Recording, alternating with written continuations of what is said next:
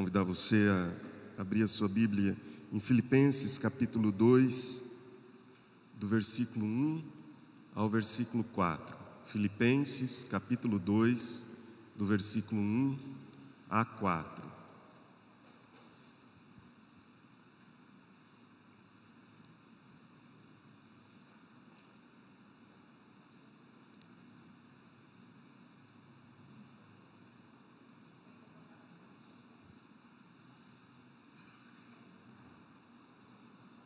Filipenses capítulo 2, do versículo 1 a 4. As crianças já podem sair para o momento que elas terão especificamente destinado a elas. Todas as crianças que estão aí até 10, 11 anos podem ir.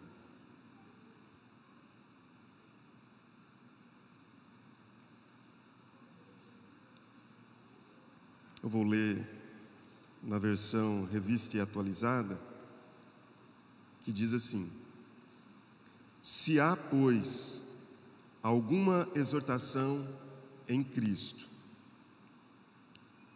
alguma consolação de amor, alguma comunhão do Espírito, se há entranhados afetos e misericórdias, completai a minha alegria, de modo que penseis a mesma coisa, tenhais o mesmo amor, sejais unidos de alma, tendo o mesmo sentimento. Nada façais por partidarismo ou vanglória, mas por humildade, considerando cada um os outros superiores a si mesmo. Não tenha cada um em vista o que é propriamente seu, senão também cada qual o que é dos outros.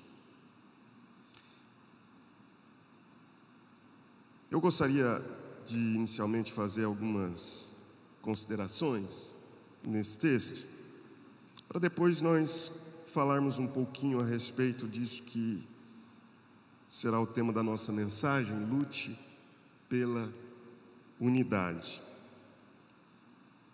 Embora na imagem pareça uniformidade, não é, né? É unidade. Quando o texto nos fala, se há, pois, alguma exortação em Cristo, alguns comentaristas vão dizer que a melhor tradução poderia ser visto que há, não se há, mas visto que há exortação em Cristo, pressupondo que há uma obra que foi realizada por Cristo.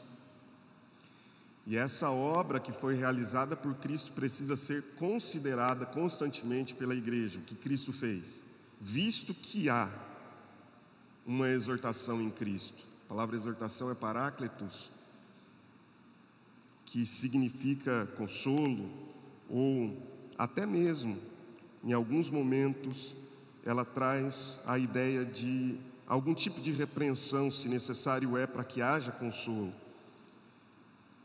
Primeira coisa rápida aqui, não é o tema da mensagem que eu gostaria de tratar especificamente, mas se nós estamos buscando fundamentos para a unidade da Igreja de Cristo, o primeiro deles é a obra que Cristo realizou na cruz do Calvário. Essa obra é a base da unidade. É o fundamento da unidade, que Cristo realizou. O que nos une é a obra de Cristo. Essa é sem dúvida, ou esse é sem dúvida o fator primordial, fundamental. É o que faz com que, em primeiro lugar, nós estejamos aqui. Independente da tua raça, independente da tua cor, independente da tua classe social, independente da tua faixa etária, da cor da sua pele e de algumas crenças, inclusive, doutrinárias. Se elas não são centrais, elas podem inclusive serem abstraídas em nome de uma unidade que se baseia, se fundamenta na obra que Cristo realizou em favor de nós. Essa obra é fundamental. Aí, o texto continua dizendo que se há alguma comunhão do Espírito, outra fundamental base para a unidade, que é a unidade que eu estou falando, para essa capacidade de nós vivermos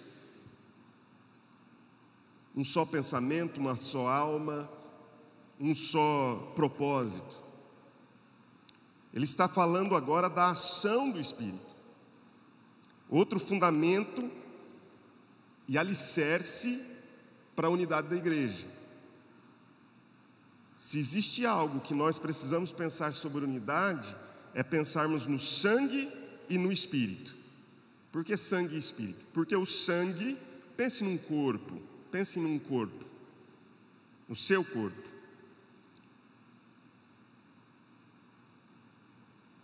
E Paulo usa a figura do corpo exatamente para falar sobre unidade. O nosso corpo possui sangue circulando por todo ele, por ele todo. E o sangue nos remete, agora estou falando de maneira metafórica, para o sacrifício que Cristo realizou. A obra de Cristo é fundamento da nossa unidade. Assim como o sangue percorre todo o corpo humano, a obra de Cristo, o sangue de Cristo derramado na cruz, é o fundamento para a unidade do seu corpo. Segundo, o Espírito. Se você está aqui, você crê que somos mais que um corpo. Na verdade, somos um Espírito que habita um corpo. Nesse sentido, nós entendemos e compreendemos que o Espírito habita a todos nós. O Espírito de Cristo, mas o nosso Espírito é aquele que percorre todo o nosso ser e dá fundamento para a unidade, é o que une o corpo. Ele fala, portanto, da obra de Cristo e da ação do Espírito como fundamentos dessa obra ou dessa unidade do corpo de Cristo. Então, ele passa a discorrer sobre um tema muito importante, que é a unidade. Ele diz: completai a minha alegria de modo que penseis a mesma coisa, ou seja, unidade de pensamento, de modo que tenhais o mesmo amor, unidade nos relacionamentos, sejam unidos de alma, unidade espiritual, e tenhais, ou tendo o mesmo sentimento, unidade de sentimento. Então ele passa, depois de falar dos fundamentos, que dá base à unidade do corpo de Cristo, ele então passa a falar dos elementos que são básicos nessa comunhão. Unidade de pensamento, unidade de relacionamentos, unidade espiritual, unidade de sentimento. Mas, a partir do versículo 3, é onde eu gostaria de me concentrar para a gente refletir durante alguns minutos, ele passa a nos falar que essa unidade está constantemente ameaçada. Essa unidade, ela está todos os dias sendo espreitada e sob permanente ameaças de ataque. Há quem faça guerra contra a unidade. Por quê? Porque sabe que a unidade é um fator que alavanca, é um fator que propulsiona. Sabe que a unidade é um fator que não dá para se lutar contra.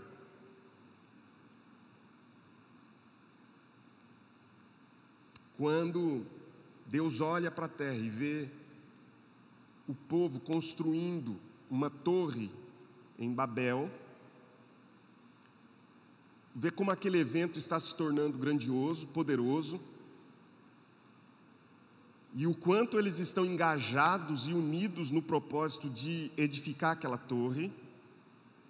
A Bíblia diz que Deus, reconhecendo que aquilo seria um mal para a humanidade, um mal, porque a ideia era espalhar o povo pela terra, e eles estão se concentrando numa cidade, buscando autopromoção, vanglória, celebração dos seus próprios nomes, percebendo que aquilo era um mal para a humanidade. A Bíblia diz que Deus confunde a língua. Por que confunde a língua? Porque quando nós não falamos mais a mesma coisa, nós perdemos a capacidade de construir, de edificar. Ao passo que a própria Escritura em Gênesis diz que se aquela medida não fosse tomada de confundir as línguas, não haveria resistência, não haveria nada que poderia ser difícil para aquele povo que falava a mesma língua, que estava na mesma direção, que tinha o mesmo propósito.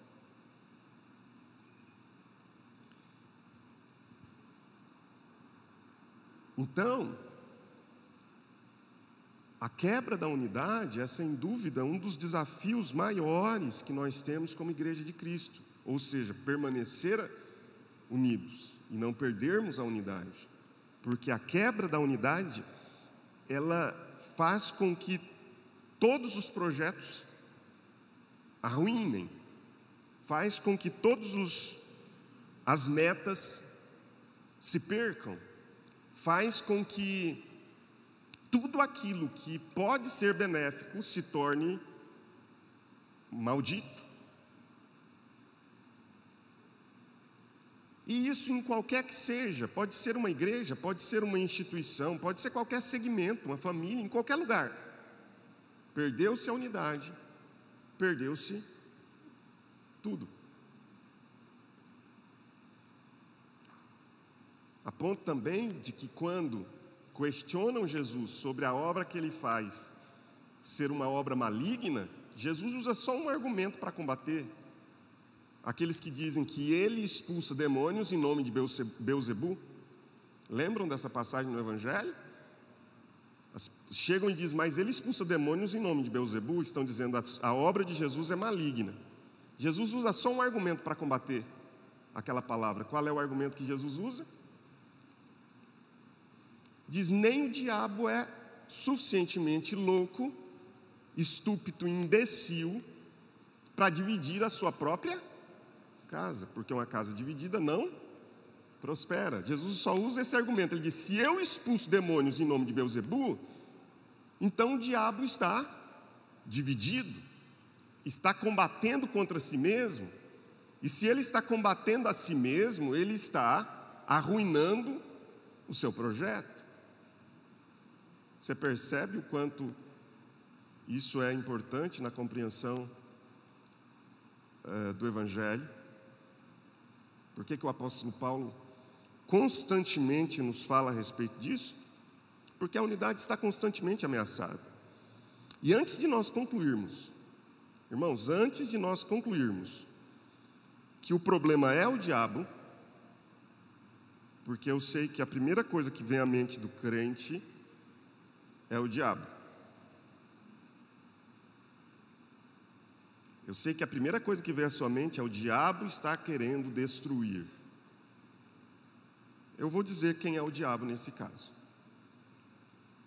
Nesse caso, segundo Gálatas, capítulo de número 5, o diabo, ele é até mais ou menos agradável. Veste uma roupa bonita domingo, penteia o cabelo, passa perfume e vai para a igreja. Somos nós.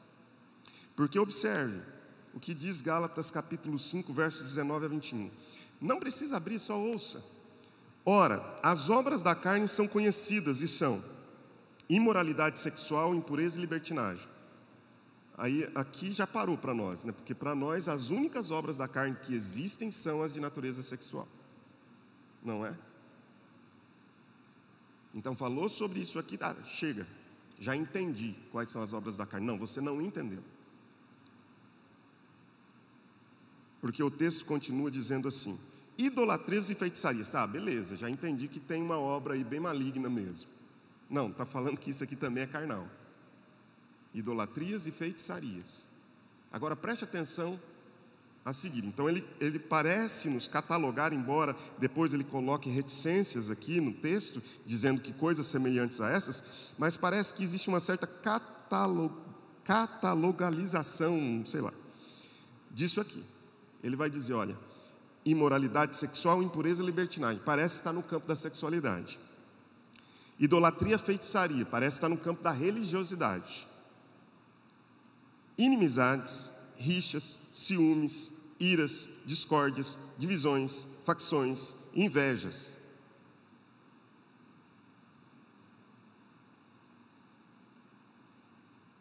Agora, parece que o apóstolo Paulo tem que se conter quando o assunto é de natureza da unidade, dos relacionamentos. Já viu alguém ser advertido porque cria na igreja discórdia, porque divide, porque facciona,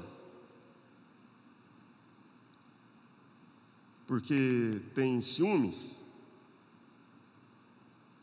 porque é contencioso, rixoso? Não, nós nunca vemos isso acontecer. Por quê? Se isso é tão obra da carne quanto qualquer outra que aparece aqui nesse texto.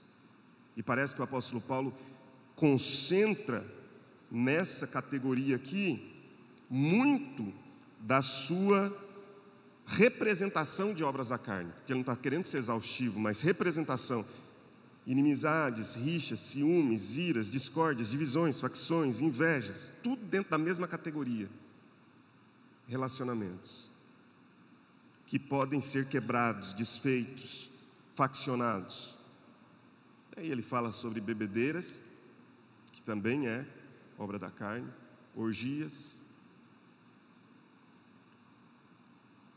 Agora, a única possibilidade, irmãos, a única possibilidade de nós termos unidade é nos tornando verdadeiramente discípulos de Cristo, pensando como Ele pensa, ouvindo de maneira submissa e atentamente o que Ele ensina. Em 1974, houve um congresso chamado Congresso de Lausanne, que foi um marco da Igreja Mundial, um marco. Você pode até pesquisar sobre isso depois, se sentir vontade. Cerca de 10 mil líderes cristãos, 10 mil líderes cristãos do mundo inteiro estiveram presentes nesse congresso, em Lausanne. Eles foram liderados por um pastor muito reconhecido no mundo, um teólogo fabuloso, um expositor das Escrituras chamado John Stott. Um homem de fato digno de reverência. Ele conduziu o Congresso de Lausanne. 10 mil líderes cristãos, vindos de todas as regiões do planeta, 1974.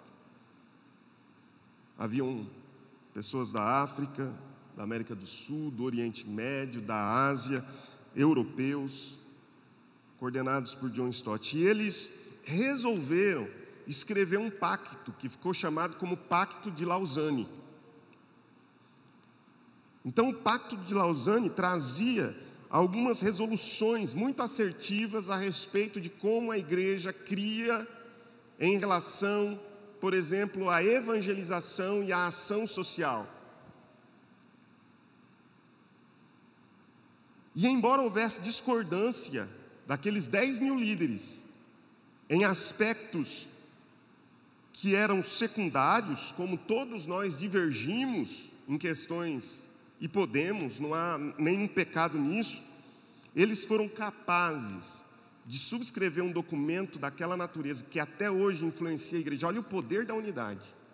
Até hoje nós continuamos falando sobre o Pacto de Lausanne. Se você fizer uma pesquisa rápida, colocar Pacto de Lausanne, você vai descobrir o quanto isso impactou a igreja, quantos ainda citam isso. Olha o poder da unidade. Quando nós abrimos mão de discordâncias que são efêmeras, secundárias, para nos concentrar naquilo que é essencial.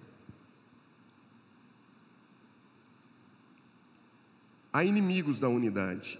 E a partir do versículo 3, eu gostaria de me concentrar aqui rapidamente para a gente descobrir quais são eles.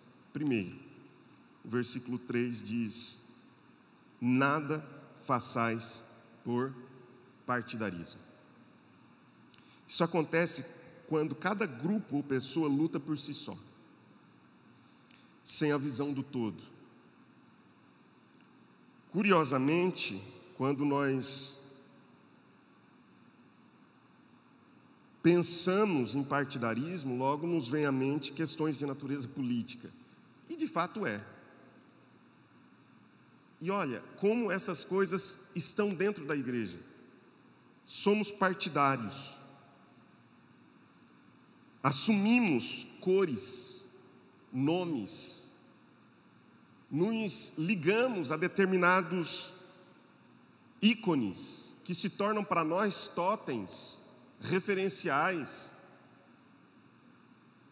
E nós lutamos por isso, nos tornamos partidários.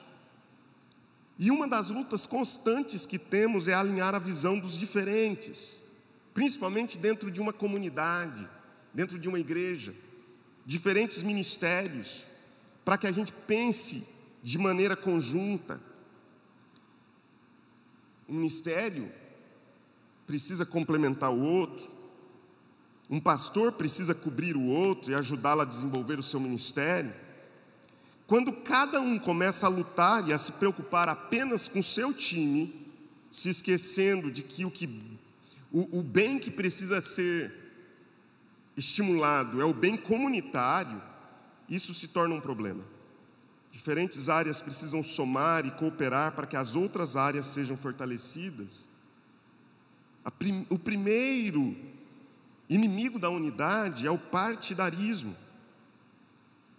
É quando nós não estamos buscando o bem coletivo, mas estamos em busca de um bem apenas partidário. Segundo inimigo que o texto nos apresenta é: nada façais por partidarismo ou vanglória. Vanglória tem a ver com a luta para ter proeminência, ocupar o primeiro plano, buscar promoção pessoal. Isso acontece quando no corpo pessoas estão buscando promoção pessoal, estão ávidas para serem reconhecidas, vistas e apreciadas. Isso é um grande problema, porque isso nasce de uma insegurança, às vezes até inconsciente, nasce de uma fragilização do ser, de uma construção interna pouco fundamentada, nasce de carências pouco descobertas, falta autoconhecimento nesses casos. E como o próprio termo sugere, vanglória é uma glória vã. O desejo de expressar ou ostentar os próprios méritos e conquistas, sejam eles reais ou apenas pretensos, isso causa rachaduras, isso causa divisões, isso causa uma ruptura naquilo que é essencial para o testemunho verdadeiro da Igreja de Cristo, unidade. Como lemos no início, em João capítulo 17, que a oração de Jesus é para que vejam que vocês são um. Terceiro, o texto diz, no verso 3, considerando cada um os outros superiores a si mesmo. O terceiro elemento que combate contra a unidade é o sentimento de superioridade, é o orgulho. A tendência carnal nos leva a pensar que somos maior que o outro. Essa é uma tendência carnal, pensarmos que somos maiores, pensarmos que somos melhores, fazermos comparações, seja para saber qual é o melhor, quem faz melhor, ao invés de entender que cada um tem o seu lugar importante no corpo de Cristo, mesmo as pessoas mais humildes, e talvez, principalmente as mais humildes. Estranhamente, pessoas que recebem dons especiais de Deus tendem a se julgar superiores. Como podemos pensar assim, se o dom é uma dádiva? O dom não é algo conquistado pelo esforço, é um presente gratuito. Por que podemos achar que somos superiores por causa de um determinado dom? Se você reconhece um determinado dom em sua vida, você não precisa ficar orgulhoso por isso. Você não é melhor que ninguém por isso, é apenas menos ruim. Só isso. E é menos ruim por conta de um dom que lhe é dado e não lhe é resultado de esforço. O quarto inimigo, segundo o texto, não tenha cada um em vista, verso 4, o que é propriamente seu, senão também cada qual o que é dos outros. O quarto inimigo é o interesse pessoal.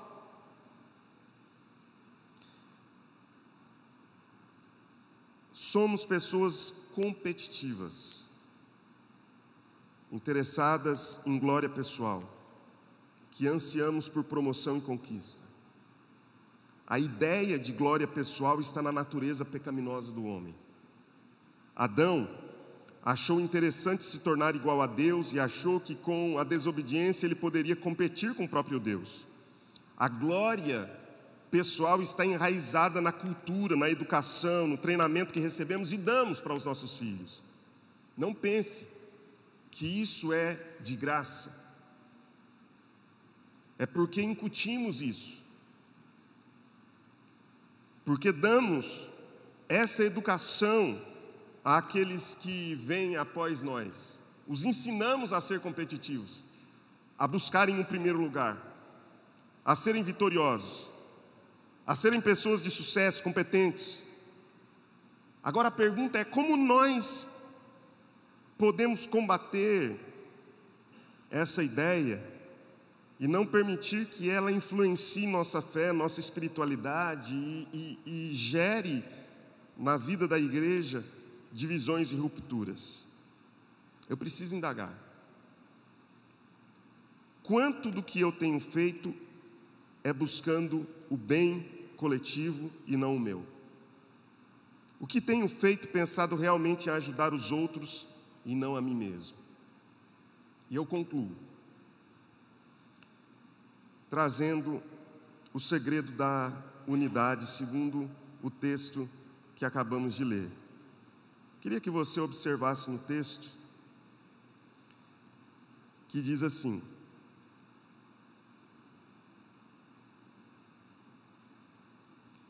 nada façais por partidarismo ou vanglória. Agora observe isso. Mas por humildade. Qual é o segredo? Qual é o segredo da unidade? E eu digo isso aos irmãos: o dia que perdermos essa qualidade, você verá grandes contendas, combates, rupturas, divisões.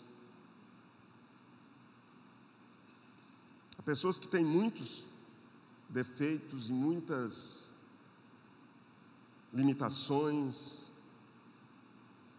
mas elas podem emprestar a nós alguma qualidade, e essa qualidade é a capacidade que une, e o dia que se perde, então nós percebemos que aquela aparente insignificante virtude era, na verdade, o laço e o segredo de toda a unidade. Qual é o segredo? Que não é tanto segredo porque está revelado. É a humildade. E a gente precisa ter muito cuidado ao falar dessa qualidade. Eu não sei onde eu vi uma tirinha daquelas, sabe aquela tirinha do Charlie Brown? Lembra essas tirinhas que apareciam no jornal antigamente? E às vezes estão aparecendo aí. Tem um amigo lá do Charlie, que eu esqueci o nome. Ele aparece na tirinha dizendo assim: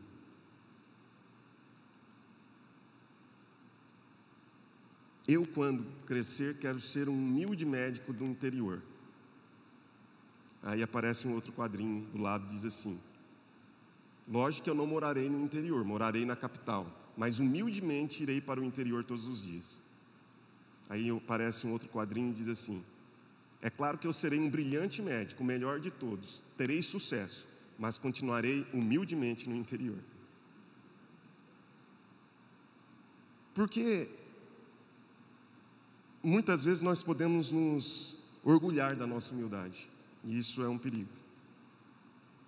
O texto bíblico nos ensina: tende em vós o mesmo sentimento que houve também em Cristo Jesus. O texto que nós não lemos, que é o verso 5 seguinte.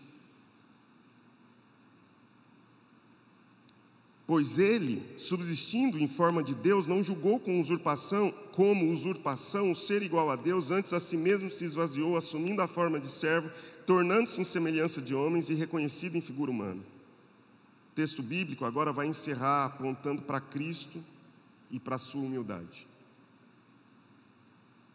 O segredo para a unidade é a humildade.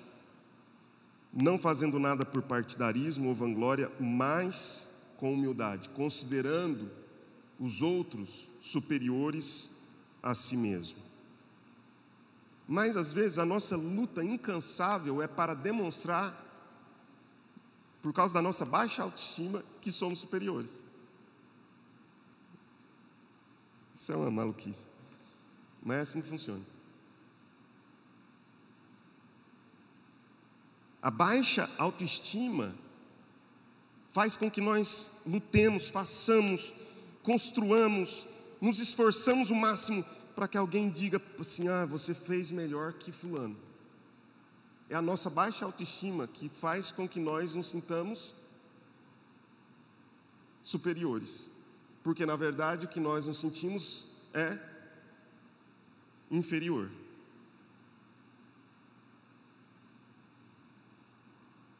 O segredo, portanto, para a unidade é a humildade. O texto bíblico vai nos ensinar como Jesus agiu, como a humildade dele o levou a despojar de toda a sua glória, para que assim pudéssemos ser resgatados das trevas. A humildade se manifesta de duas formas, segundo o texto que estamos estudando. No versículo 3 ele diz: considerando cada um os outros superiores a si mesmo.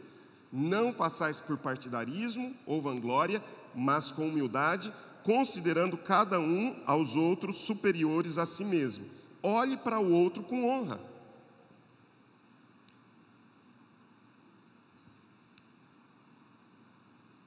Não se embriague com a sede de poder, de projeção, de aplauso, porque quando chegam as tormentas, essas coisas são absolutamente vazias. Não se embriague com poder, não se enamore de si mesmo, não se torne um narcisista. Uma das características,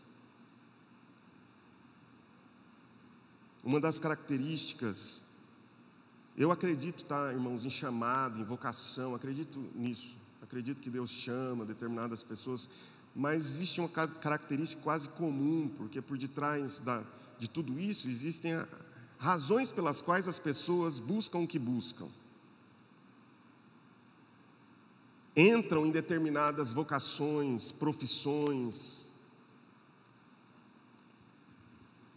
E pastores precisam, numa busca por autoconhecimento, entenderem que uma das raízes ou fundamentos que fazem com que eles busquem o que buscam é o narcisismo. Então, é preciso muito ter cuidado para que nós não nos enamoremos de nós mesmos. Nós não podemos olhar para o outro com desonra, considerando um menor do que nós, mas a Bíblia diz: considerando cada um os outros superiores a si mesmo. Tenha prazer em ajudar as pessoas, em fazê-las crescer em áreas que você cresceu um pouco mais. E tenha humildade de aprender nas áreas em que você ainda é deficiente. Uma segunda razão, segundo o texto, ou uma segunda manifestação, forma da humildade. A primeira é olhar para o outro com honra, considerando cada um os outros superiores a si mesmo. Mas é buscar o interesse do outro intencionalmente. O texto diz, considerando cada um os outros superiores a si mesmo. Ou seja, buscar o interesse do outro intencionalmente.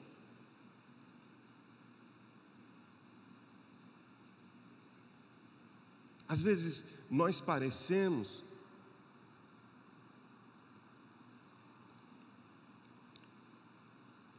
jogadores de futebol. O corpo de Cristo, às vezes, parece um time de futebol. É pejorativa a metáfora que eu quero usar. Eu me lembro de 2 jogadores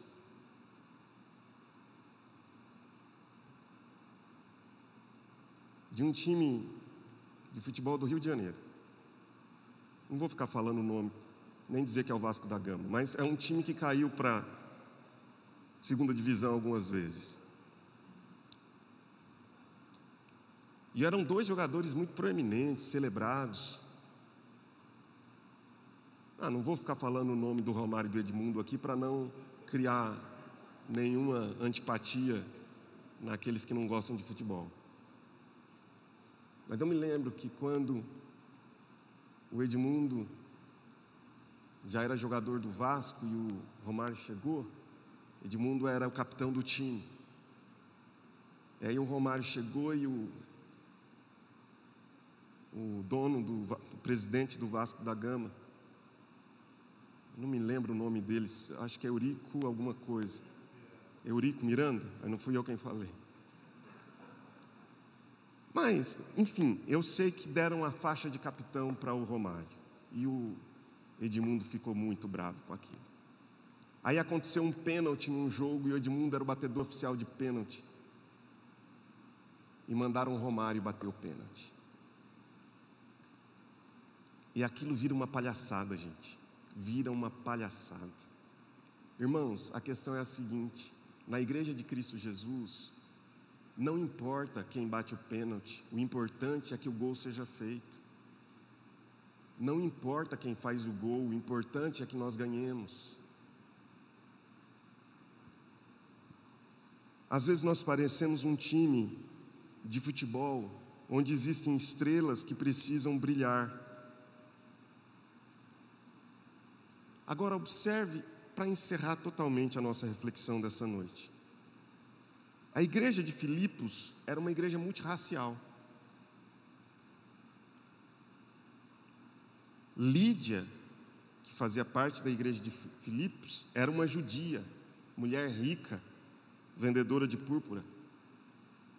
Uma jovem que havia sido liberta de um espírito maligno pelo apóstolo Paulo, que fazia parte daquela igreja, era uma escrava grega. O carcereiro, que havia se convertido com Paulo e Silas dentro da prisão, era um oficial romano, provavelmente de classe média. Como conseguir unidade em meio a tantas diferenças?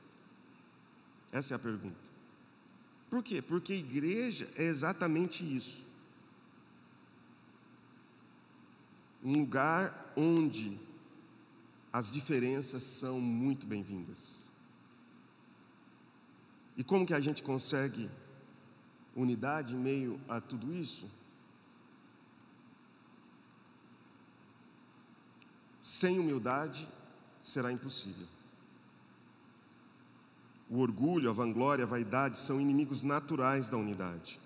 Cristo veio quebrar esta barreira e formar um povo seu, de sua exclusiva autoridade, para viver na sua presença em unidade e amor. Apenas o Evangelho pode fazer isso, só o Evangelho.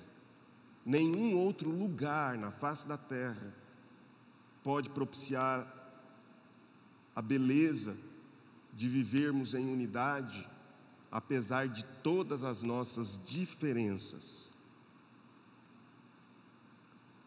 Cristo pode realmente nos tornar uma comunidade de amor, de cuidado, de serviço, de acolhimento, de aceitação e de humildade. que Cristo habite em nós e a habitação dele nos faça ser como ele foi, que sendo Deus, não julgou como usurpação ser igual a Deus, antes a si mesmo se esvaziou. Que Cristo nos esvazie de nós mesmos, em nome de Jesus, amém. Vamos ficar de pé?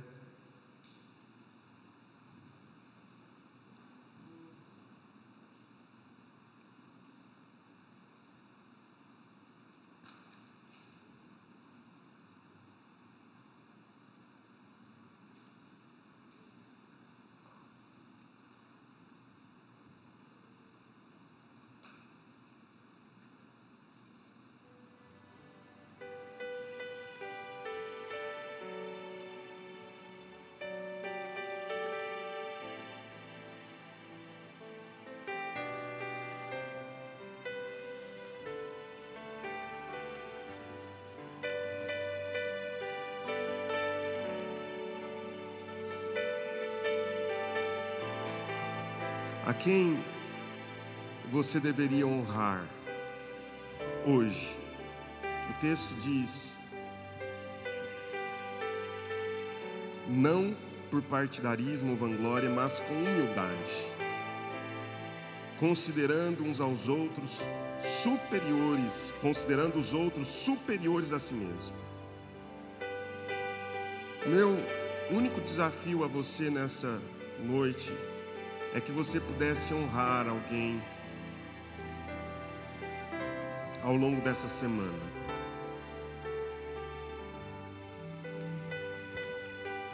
E alguém que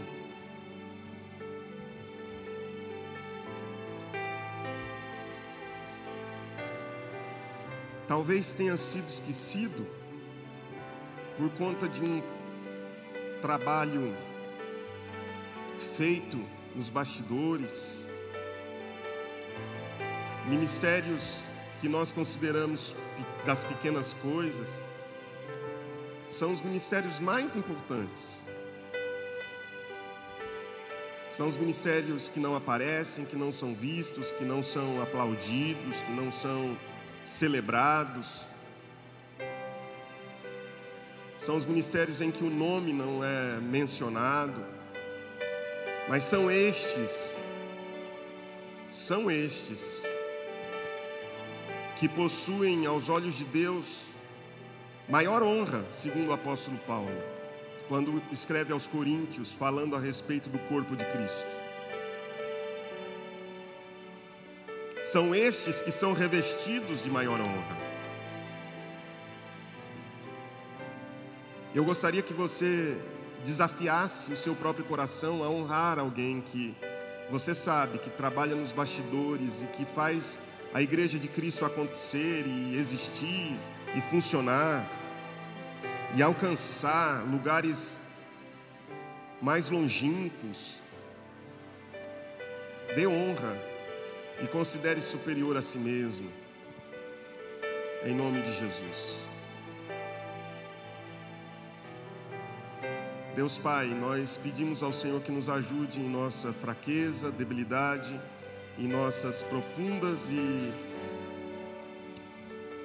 como diz o texto, viscerais, entranháveis